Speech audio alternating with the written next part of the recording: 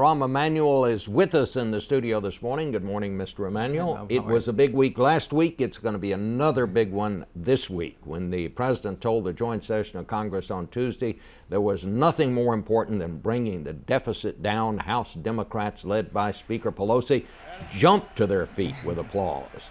Yet on Wednesday, those same Democrats passed a spending bill to keep the government running for the rest of this fiscal year that contained 9,000, count them, 9,000 earmarks costing nearly $8 billion. The Senate's going to act on that bill this week. We'll send it to the president for his signature. It looks like most of those earmarks are going to stay in. Is the president going to sign this bill? Bob, as you noted, that's last year's business. Second is when President Obama came to office, two major bills were passed without earmarks.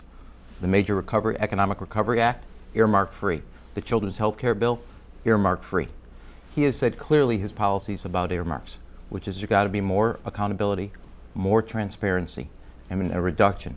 This bill has some of those, but he has enunciated his view and given an indication when he was a senator, he, like I, when I was a member of Congress, put his own individual request on his own webpage.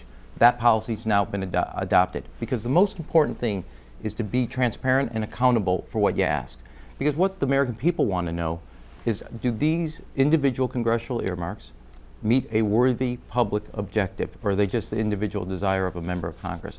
And that's why transparency and accountability are so important. Well, I understand that, but why didn't he just tell the Senate, look, take these things out of here. I told people we were not going to have these earmarks, then send it back to me. What he has always said is, and what he's clear is, again, the Economic Recovery Act, earmark-free, a major bill. Second, is this is last year's business?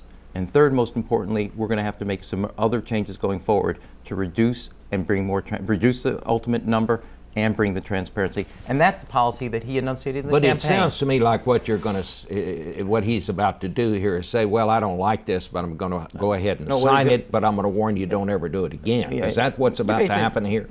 In not so many words, yes. All right. Well, let's talk about this budget because it was a whopper that he outlined this week. Republicans say it's going to increase the size of government by 1/3. Just next year alone, it produces a deficit of $1.75 trillion. That's the largest since World War II, probably larger than the last 5 combined. On our webcast, Washington Unplugged, I asked former Republican Speaker Newt Gingrich on Friday about it. Here's what he said about it. I think that what President Obama has done is outline the boldest effort to remake America since Lyndon Johnson's Great Society in 1965. I think he has courageously laid down a challenge to the whole country. He said, I want us to become a more left-wing country with a bigger government, with higher taxes. Now, do you want to go that way or not? And I think the challenge will be for those of us who don't want to go that way to articulate an alternative vision. But I think this budget sets the stage for the biggest fight over the future of America since 1965. The biggest fight since 1965. Yeah. 3 quick points, Bob.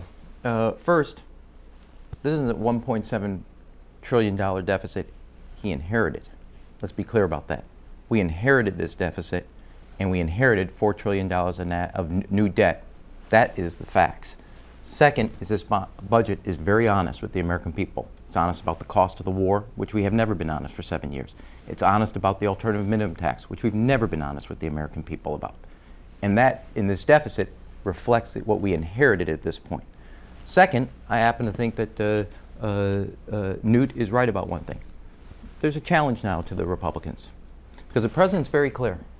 We can subsidize the HMO industry on 114 cents on the dollar rather than pay 100 cents on the dollar for health care. Will the Republican budget continue down the path of subsidizing the healthcare industry and the insurance industry in particular, while in fact coverage and premiums, lack of coverage for the uninsured continues to go up? That the fact is that premiums go up for the rest of America, and also America's life expectancy goes down. Will they continue to subsidize the big oil industry while we send over $700 billion? Wait a second, but while we send over, Bob, $700 billion of our wealth overseas, they have a challenge. Will they subsidize the banking industry rather than helping kids go to college? We've laid out a vision. Start to invest in America, invest in your middle class, make the tough choices, be honest with the American people. And the challenge will be, as he said there, which is, will the Republicans meet the challenge of the future or keep us on the path that they have set for the last 7 years that got us to this point of reckoning? You cannot say, though, can you, that this is all something he inherited, this deficit? I mean, there are things in this budget that were not in George Bush's budget, talking about health care and all of these other things. But what we are doing, as we did in the Economic Recovery Act, and it's fundamental to our goal, first of all, we bring the deficit down. That's different. Second is, we, and the President was very clear in the Economic Recovery Act, as he is in this economic program. It is time to invest in our energy independence, which is why in the Economic Recovery Act, we double the size of alternative energy. It's time to invest in our kids' ability to go to college, which is why we don't subsidize banks, but we subsidize kids' ability to go to college. It is time we start ensuring and bring costs down, the premiums, as well as expand coverage. Those are the type of investments that are key for America's economic growth and competitiveness going forward. The healthcare system is a particular example where America's economic competitiveness, its strength around the world, is sapped because we have a healthcare system that doesn't allow American workers and businesses compete, and it is the key to our long-term putting our fiscal house in order. And the Republicans will have an opportunity not just to criticize, but to propose. And the question is, will they continue the path of the 7 years that have got us to the point of basically a culture of rising deficits and more consumer spending? This budget deficit, an economic program, fundamentally changes the culture in this way. It rejects the past and says we are going to be a culture and a society that invests and saves. What the Republicans also say, it raises taxes on everybody. I think everybody expected that taxes on upper income people were going to go up.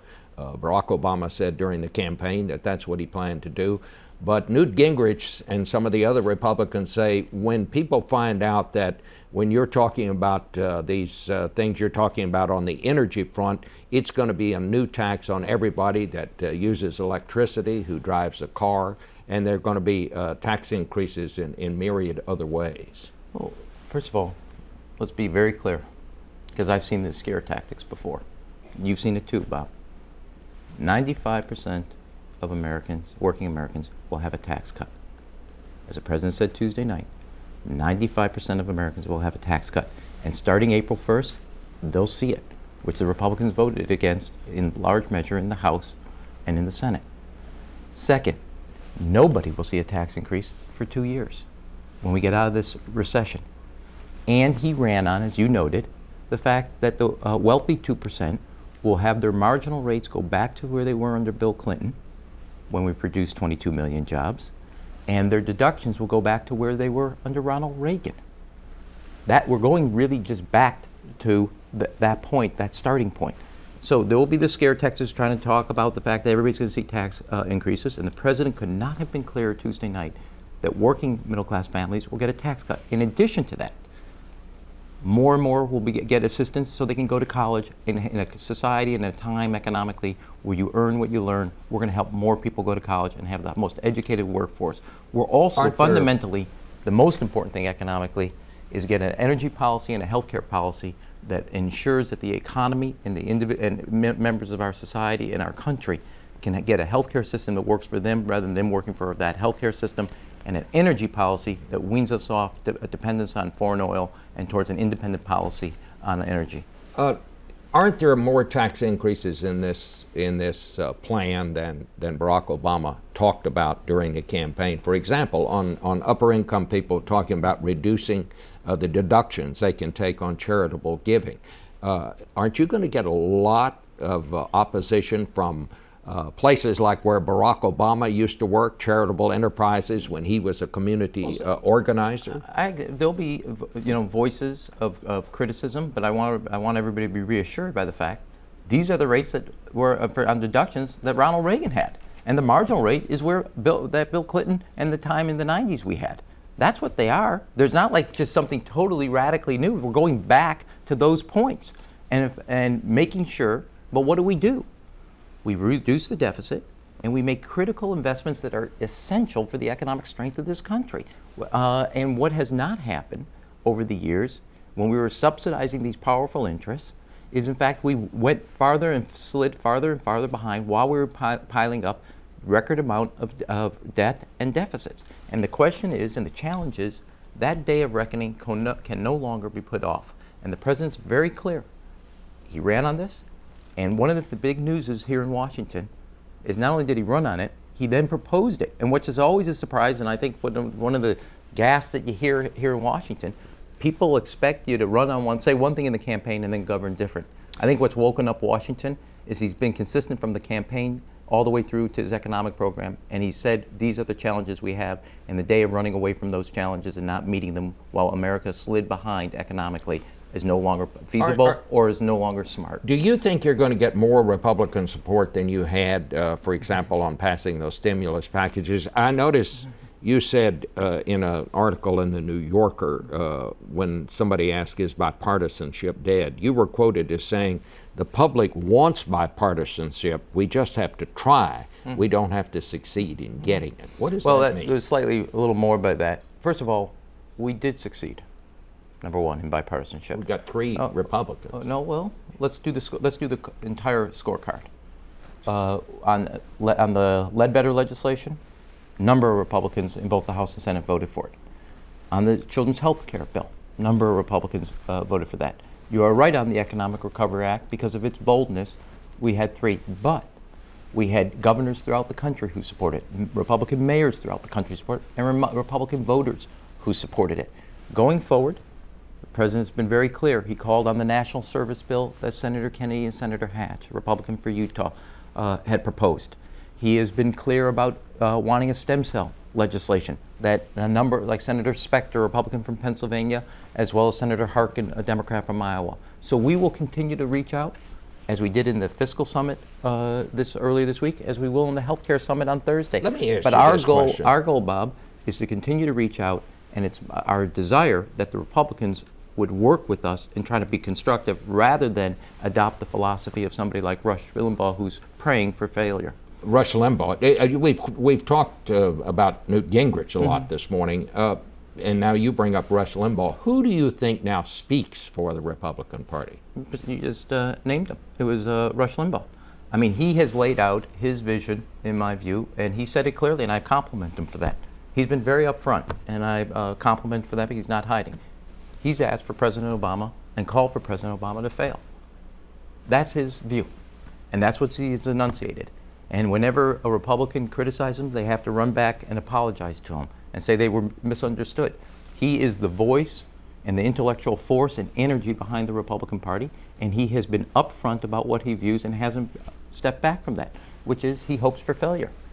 He said it, and I compliment him for his honesty, but that's their philosophy that is enunciated by Rush Limbaugh, and I think that's the wrong philosophy for America, because what Americans want us to do, and what President Obama has been very clear about, is work together, setting our goals. We may take different roads to get to that goal, but be clear on what we have to do to build this country by investing in our people, changing the healthcare system, having an energy independence policy that clearly weans America off its dependence on foreign oil. Do you really think he's that important, that other Republicans are paying that much attention to him? Well, he was given the keynote, basically, at the Conservative caucus to speak.